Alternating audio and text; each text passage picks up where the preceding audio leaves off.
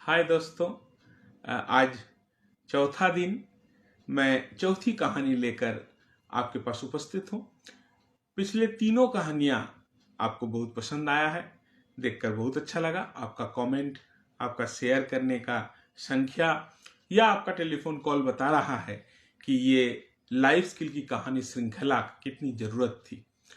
चलिए, आज जो कहानी मैं आपको बताऊंगा, आप जरूर कहानी के अंत तक रहेंगे, तब आपको इस कहानी का मर्म समझ में आएगा। ये दो दोस्तों की कहानी है। दो दोस्त था और दोनों बहुत गहरी दोस्ती थी दोनों में। एक दिन दोनों एक जहाज करके पानी का जहाज में निकला घूमने के लिए। कहीं दूर देश जा रहा था। कहीं जाके समुंदर में डूब गया वो जहाज। दोनों किसी तरह तैरते हुए एक टापू पर पहुंचा। बाकी कोई नहीं है, सब लगता है डूब गया है। अब दोनों भगवान का नाम ले लेके वहां पहुंचा। अब दोनों ने तय किया कि देखो, हम लोग दोनों भगवान पर विश्वास करते हैं और इस टापू में बचे रहने का कोई उपाय है नहीं। तो एक काम करो, तुम पूरब की ओर बढ़ो, अगर कुछ मिलता है तो तुम उसमें जीने का सहारा ढूंढ लेना। हम पश्चिम की ओर बढ़ते हैं। लेकिन इस दोनों दोस्त में एक बड़ी खूबी थी कि भाई दोनों क्या कर रहा है, भले वो आंख से नहीं देख पा रहा है, लेकिन एहसास जरूर दोनों को हो जाता था। अगर उसको कुछ मिलता था तो इसको एहसास होता था, और इसको कुछ मिलता था तो उसको एहसास होता था। तो एक दोस्त पूरब की ओर बढ़ चला, एक दोस्त पश्चिम की ओर। तो जो दोस्त पूरब की ओर बढ़ चला है वो थोड़ा देर आगे बढ़ा। उसको बहुत भूख लगा, तो वो भगवान को बोला कि हे भगवान, मुझे खाने के लिए कुछ मिल जाए तो बड़ा अच्छा हो। थोड़ा देर और चलता है, देखता है कि एक वृक्ष है, फलदार वृक्ष, और बहुत सारे फल उसमें लगे हुए हैं। वो पेट भर के फल खाया और उसकी इच्छा हुआ, देखते हैं तो मेरा दोस्त क्या कर रहा है। वो देख रहा है कि उसका दोस्त चले जा रहा है, उसको कुछ नहीं मिला है, और पूरा खाना खाया, पूरा फल खाया। खाने के बाद फिर चल रहा है। थोड़ा देर चलने के बाद उसको सुस्ती आ रहा है, नींद आ रहा है। वो भगवान को कह रहा है कि हे भगवान, मुझे ठहरने के लिए अगर कोई व्यवस्था हो जाता तो बड़ा अच्छा होता। थोड़ा देर और चलता है, देखता है एक पुराना सा गुफा टाइप का उसको मिला, जहां कभी कोई पहाड़ी साधु वगैरह रहते होंगे, या आदिवासी लोग रहते होंगे, या टापू में कोई रहा होगा। वैसा मैंने रहने लायक एक छोड़ा हुआ जगह मिला उसको। वो भगवान को बहुत शुक्र अदा किया और वो आराम करने के लिए वहां जा रहा था। सोचा कि देख लेते हैं दूसरा दोस्त क्या कर रहा है। देखा कि वो अभी तक चले जा रहा है, कुछ उसको मिला नहीं है। आराम कर रहा है, खा रहा है, वो फलदार वृक्ष से फल खा रहा है, आराम कर रहा है। एक दिन बीत गया। दूसरा दिन वो भगवान को बोला कि भगवान, अगर कोई साथी मिल जाता तो बड़ा अच्छा होता। खाना तो आपने दे ही दिया, रहने का जगह दे ही दिया, कोई साथी मिल जाता तो बड़ा अच्छा होता।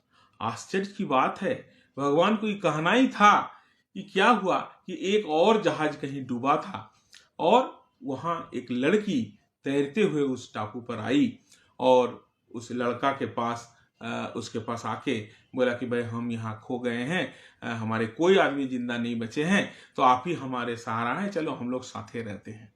तो भगवान को बहुत शुक्रिया अदा किया कि भगवान, हम जो कुछ मांग रहे हैं आप हमें दे रहे हैं, देखते हैं मेरा दोस्त क्या करता है। तो आंख बंद किया, देखता है कि वो दोस्त अभी भी भटक ही रहा है, उसको कुछ मिला नहीं है। अब ये भगवान को बोल रहा है कि भगवान, आपने मुझे खाना दे दिया, आपने मुझे रहने का जगह भी दिया, साथी भी दे दिया।